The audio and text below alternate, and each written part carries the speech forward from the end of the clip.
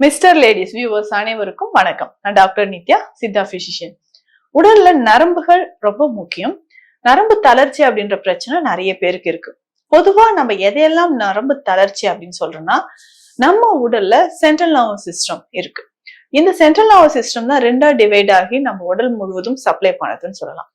பொதுவா நம்மளுடைய அப்பர் லிம்ஸ் மற்றும் லோயர் லிம்ஸ், அதாவது கைகள் கால்களுக்கு சப்ளை பண்ணக்கூடிய நரம்புகள்ல ஏதாவது பிரச்சனைகள் ஏற்படும் போதுதான் நமக்கு நரம்பு தளர்ச்சி அப்படின்ற பிரச்சனை இருக்கு.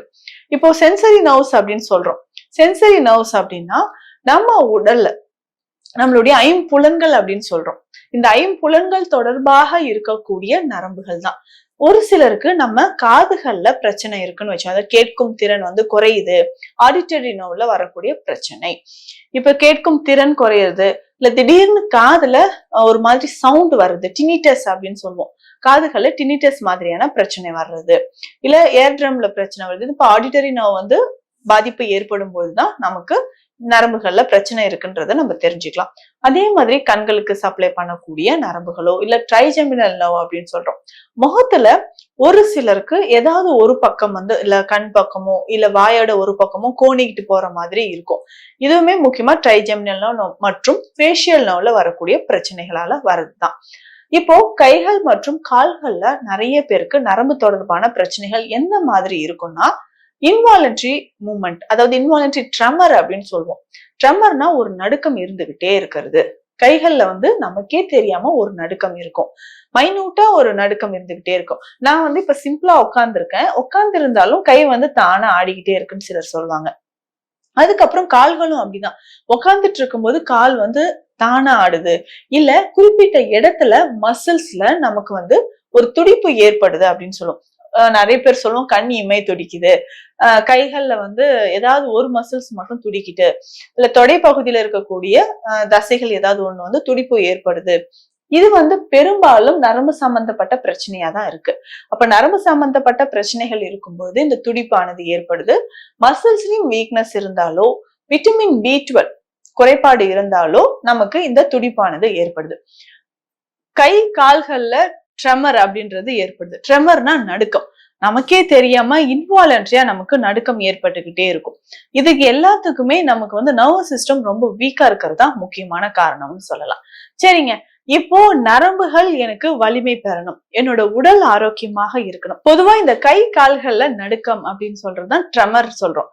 நமக்கே தெரியாம இந்த நடுக்கம் இருந்துகிட்டே இருக்கு. அப்போ நரம்புகள் நமக்கு ரொம்ப வீக்கா இருந்துச்சுன்னாதான் இந்த கை கால்கள்ல நடுக்கம் அப்படின்றது ஏற்படுது. இப்போ இந்த நரம்புகள் வலிமையாக இருக்கணும். ஃபர்ஸ்ட் இன்னுமே நம்ம கிராமப்புறங்கள் எல்லாம் பார்த்தோம்னா, ஒரு தாத்தா பாட்டி எல்லாம் பார்த்தோம்னா ரொம்ப ஸ்டாமினா இருக்கிற மாதிரி இருக்கும், ரொம்ப ஃபாஸ்டா நடப்பாங்க, கைகள்ல நடுக்கம் இல்லாத மாதிரி ஒரு சிலருக்கு இருக்கும். இதே ஒரு சிலருக்கு பார்த்தோம்னா ட்ரெமர் இருந்துகிட்டே இருக்கும், கைகள்ல நடுக்கம் இருக்கிறது, தலை நடுங்கிக்கிட்டே இருக்கும். இது நோனோ ட்ரெமர் அப்படின்னு சொல்லுவாங்க, நடுக்கம் இருந்துகிட்டே இருக்கிறது இருக்கும். ஆனா இன்றைய காலகட்டத்துல நிறைய பேருக்கு இந்த நரம்புகள் தொடர்பான ப்ராப்ளம்ஸ் இருந்துகிட்டே இருக்கு. அதாவது ட்ரெமர் அப்படின்னு சொன்னோம்னா, இளம் வயதில் இருக்கிறவங்களுக்கே ஒரு அந்த பிரச்சனை இருக்கு. எனக்கு நான் பென் பிடிச்சி கையில எழுதுனேன், என்னால எழுத முடியல அப்படின்னு சொல்லுவாங்க.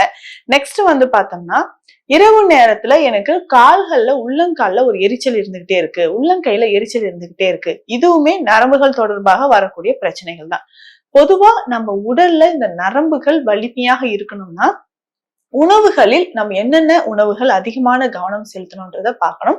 இதுல முக்கியமா விட்டமின்ல தயமின் அண்ட் ரிபோஃப்ளோவின் ரொம்ப முக்கியம். இந்த விட்டமின் சார்ந்த உணவுகளை நான் எது அதிகமா எடுக்கணும்னா, A மற்றும் E, இந்த 2 விட்டமினும் அதிகமா இருக்கக்கூடிய உணவுகளை நம்ம நிறைய கவனம் செலுத்திக்கிட்டே வரணும். சோ அப்ப அந்த மாதிரியான உணவுகளோடு புரோட்டீன் டயட் சேர்த்து எடுத்தோம்னா நரம்புகள் வலிமையாக இருக்கும்.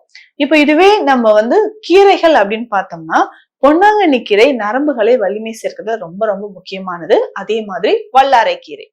வல்லாரை கீரை அப்படின்னா நமக்கு நினைவாற்றலுக்கு தானே இது சிறந்தது, நரம்புகளுக்கு இது எப்படி சிறந்ததா இருக்கும் நம்ம யோசிப்போம். நிச்சயமா வல்லாரை கீரைக்கு நிறைய மருத்துவ குணங்கள் இருக்கு. நரம்புகளுக்கு மட்டும் இல்ல, நம்ம கல்லீரல் வலிமையாக இருப்பதற்கும் நமக்கு பொன்னாங்கண்ணி கீரை ரொம்ப ரொம்ப சிறந்தது.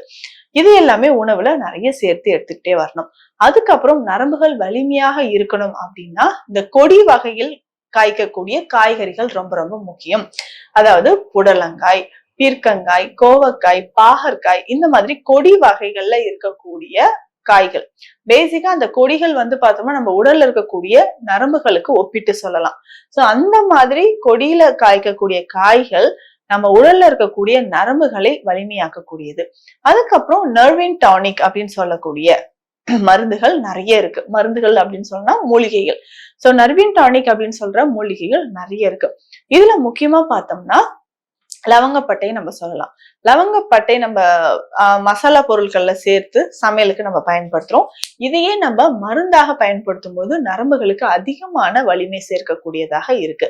அதே மாதிரி பூசணி விதைகள், சூரியகாந்தி விதைகள், இந்த மாதிரி விதைகளையும் நம்ம நிறைய பயன்படுத்திக்கிட்டே வந்தோம் அப்படின்னா, அதாவது உணவுல வந்து சேர்த்துக்கிட்டே தினமும் சாப்பிட்டுக்கிட்டே வந்தோம்னா நரம்புகள் அதிக வலிமையாக இருக்கும்னு சொல்லலாம்.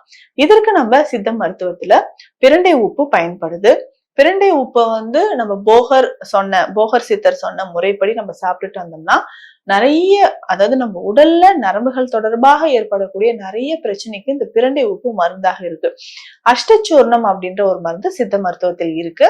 அஷ்டச்சூர்ணத்தோட இந்த பிரண்டை உப்பு சேர்த்து நம்ம மிக்ஸ் பண்ணிட்டு அதுக்கப்புறம் இதை வெந்நீர்ல கலந்து டெய்லி சாப்பிட்டுட்டு வந்தோம்னா நம்ம உடல்ல, அதாவது 72,000 நாடி நரம்புகள் இருக்கு அப்படின்றது நம்ம உடல்ல இருக்கிறது. இந்த 72,000 நாடி நரம்புகளும் வலிமை பெறுவதற்கு இந்த அஷ்டச்சூர்ணத்தோட இந்த பிரண்டை உப்பு சேர்த்து சாப்பிடலாம்.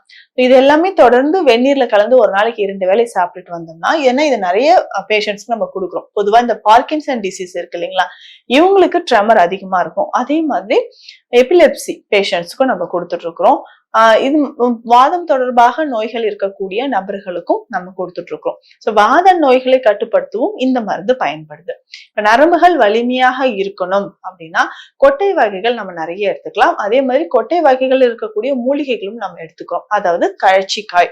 இந்த கழச்சிக்காயில உடைச்சு பார்த்தோம்னா உள்ள பருப்பு மாதிரி இருக்கும் இல்லைங்களா, இத நம்ம நரம்பு சம்பந்தப்பட்ட நோய்களுக்கு நம்ம எடுத்துட்டு வரலாம்.